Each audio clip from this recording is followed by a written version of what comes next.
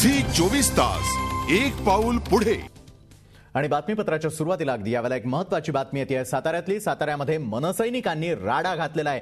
साताऱ्यामधल्या सैनिकी शाळेमध्ये प्रवेश प्रक्रियेवरून गोंधळ झालेला आहे। मनसैनिकांनी परप्रांतीय विद्यार्थी आणि पालकांना सैनिकी शाळेतून हाकलण्याचा प्रयत्न केलेला आहे। त्यामुळे या परिसरामध्ये तणावाचं वातावरण निर्माण झालेलं आहे। वयाचे खोटे दाखले सादर करून परप्रांतीयांचा प्रवेश घेण्याचा प्रयत्न या ठिकाणी सुरू असल्याचा आरोप करण्यात येतोय। त्यामुळे आलेल्या विद्यार्थ्यांचं वय निश्चित करण्यासाठी वैद्यकीय चाचणी करावी आणि नंतरच प्रवेश द्यावा अशी मागणी मनसैनिकांनी या ठिकाणी धरून लावलेली आहे। त्यामुळे मनसैनिकांचा हा राडा साताऱ्यामध्ये समोर येतोय। साताऱ्यातल्या सैनिकी शाळेत प्रवेश प्रक्रियेवरून गोंधळ झालेला आहे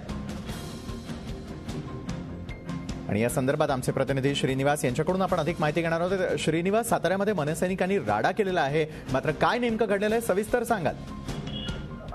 नक्कीच विशाल, साताऱ्यातली सैनिकी शाळा जी आहे ती राज्यातली एकमेव अशी सैनिकी शाळा आहे की जिच्यामध्ये देशभरातून विद्यार्थी शिक्षणासाठी येतात आणि त्याची प्रवेश प्रक्रिया सुद्धा प्रवेश परीक्षा देऊनच केलेली असते।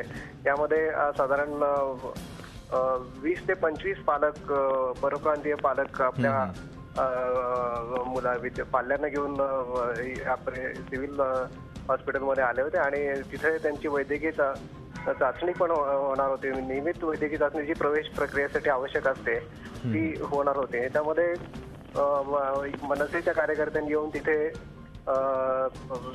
दाखवून दिलं काही की बाबा ही मुलं आहेत ती मुलांचं उंची आणि त्यांचे दाखले हे खोटे दिसत आहेत, तर या संदर्भातली वयाची वैद्यकीय चाचणी झाली पाहिजे आणि आपली मुलं मराठी मुलं त्यामुळे मागं पडतायत असा आरोप करून त्यांनी त्या पालकांना तिथून हाकलून दिलं। विशाल, नक्कीच धन्यवाद आपण दिलेल्या सविस्तर माहितीसाठी श्रीनिवास। आमचे प्रतिनिधी होते हे। साताऱ्यात मनसैनिकांनी राडा घातलेला आहे। साताऱ्यातल्या सैनिकी शाळेत प्रवेश प्रक्रियेवरून हा गोंधळ उडालेला आहे। या ठिकाणी वयाचे खोटे दाखले जे आहे ते दाखवण्यात आल्याचा प्रयत्न करण्यात आल्याचा आरोप मनसैनिकांनी केला आहे।